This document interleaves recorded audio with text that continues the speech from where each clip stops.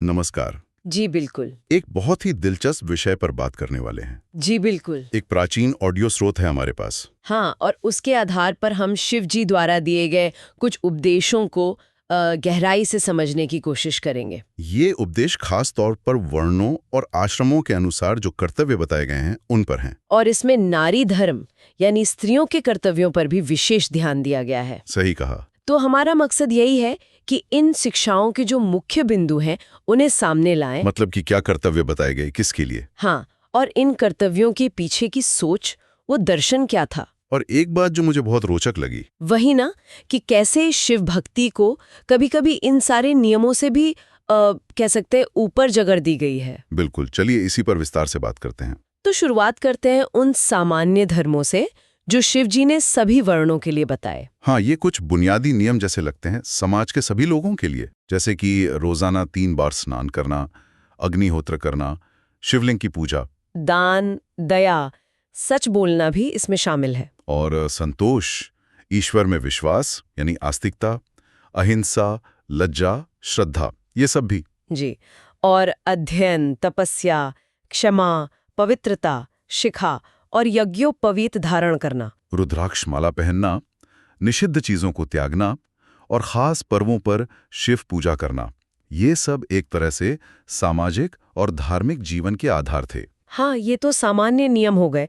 फिर ब्राह्मणों के लिए 10 विशेष धर्म बताए गए हैं। अच्छा, वो क्या है? उनमें ज्यादा जोर ज्ञान और वैराग्य पर है, जैसे क्षमा, शांति, सत्य, अस्तेय यानी चोरी न करना, ब्रह्मचर्य, शिव तत्व का ज्ञान प्राप्त करना, वैराग्य, भस्म धारण करना और किसी भी चीज से मोह न रखना यानी आसक्तियों से मुक्ति। अच्छा, तो ये उनके लिए खास आध्यात्मिक मार्ग दिखाता है। जी बिल्कुल, ज्ञान और वैराग्य पर केंद्रित। और फिर बाकी वर्णों के लिए, जैसे क्षत्रियों के लिए क्या बताया गया? क्षत्रियों का धर्म तो स्पष्ट है, रक्षा करना, जरूरत पड़े तो युद्ध करना और दुष्टों का दमन। समाज की सुरक्षा का भार उन पर था। हाँ, और वैश्यों का धर्म था गौरक्षा, व्यापार यानी वाणिज्य और कृषि, अर्थव्यवस्था चलाना।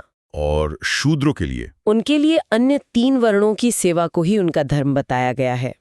और आश्रमों के हिसाब से भी कुछ था, जैसे गृहस्थ जीवन। हाँ, गृहस्थों के लिए पत्नी के साथ रहना और तीर्थ यात्रा करना मुख्य बताया गया। और जो लोग संसार त्याग देते थे, वानप्रस्थ या यति, उनके लिए, और ब्रह्मचारियों यानी विद्यार्थियों के लिए भी ब्रह्मचर्य का पालन ही सबसे महत्वपूर्ण धर्म था। समझ गया।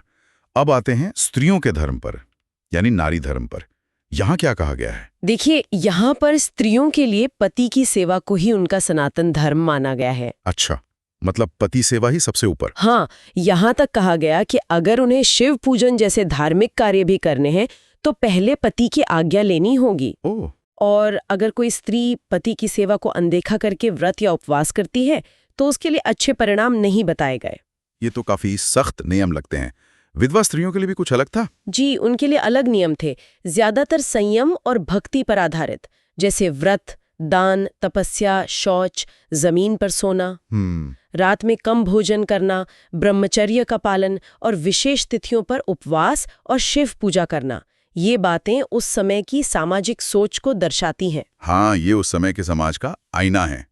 लेकिन अब यहाँ एक बड़ा ही दिलचस्प मोड़ आता है, जैसा हमने शुरू में कहा था। वही भक्ति वाली बात। हाँ, शिव कहते हैं कि जो भक्त पूरी तरह उनमें ही रम गए हैं, चाहे वो सांसारिक जीवन जी रहे हों या विरक्त हों, वो पापों से वैसे ही अछूते रहते हैं जैसे कमल का पत्ता पानी से। बिल्कुल, यानी उनके लिए ये जो क्या करना चाहिए, क्या नहीं करना चाहिए वाले नियम हैं, वो ढीले पड़ जाते हैं, उनका महत्व कम हो जाता है। ये तो बहुत बड़ी बात है। हाँ, और ऐसे भक्तों की पहचान भी बताई है, जैसे शरीर पर अचानक रोमांच हो जाना, आंखों से आंसू बहना, गला भराना। अच्छा, ये भक्ति के भारी लक्षण हैं। जी, शिव कहते हैं कि ऐसे भक्त उनके स्वरूप को ही प्राप्त कर लेते हैं, और अगर कोई उनका अनादर करता है तो उसे गंभीर परिणाम भुगतने पड़ते हैं। यहाँ ध्यान देने वाली बात यह है कि जो सच्ची गहरी आंतरिक भक्ति है वो इन बाहरी नियमों और सामाजिक पहचानों से कहीं ज्यादा महत्वपूर्ण हो जाती है। तो मतलब असली चीज है मन का शिव में लगना। बिल्कुल,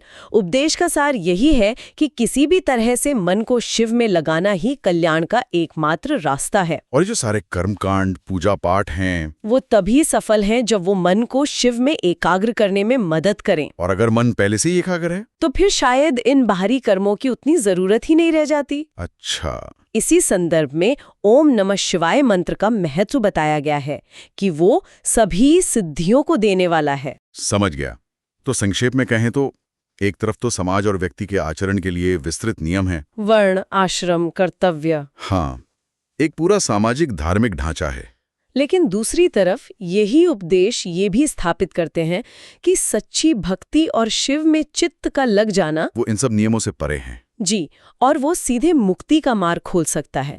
तो ये ज्ञान, कर्म और भक्ति के बीच का जो संतुलन है, और उसमें भी भक्ति को जो सर्वोच्च स्थान दिया गया है, वो वाकई बहुत गहरा है और विचार करने लायक है। बिल्कुल। ये सोचने वाली बात है कि एक ऐसी व्यवस्था जो इतने सारे नियम बनाती है, वो खुद ही भक्ति के जरिए उन नियमों के पार जाने का रास्ता भी सुझाती है। हाँ, ये विरोधाभास सा लगता है, पर शायद यही इसकी खूबी है। क्या ये इस बात का संकेत है कि अंततः व्यक्तिगत आध्यात्मिक अनुभव सामाजिक ढांचे से ज्यादा महत्वपूर्ण है?